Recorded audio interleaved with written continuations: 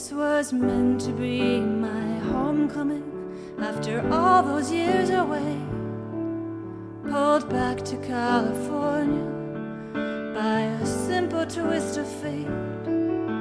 I thought it would be heaven, living footsteps from the sea, where the sun is always shining and the grass is always green.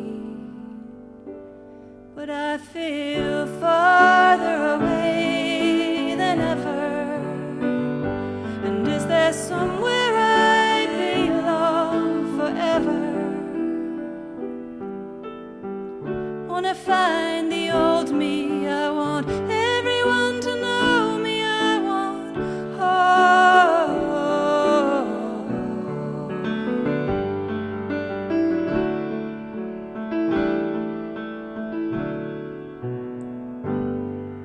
I'd be lying if I said the move was all a big mistake.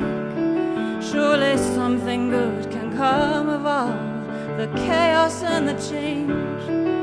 But I still don't feel at home here, like the sands are always shifting and the tide is always turning. And I wish I never left in the first place, 'cause I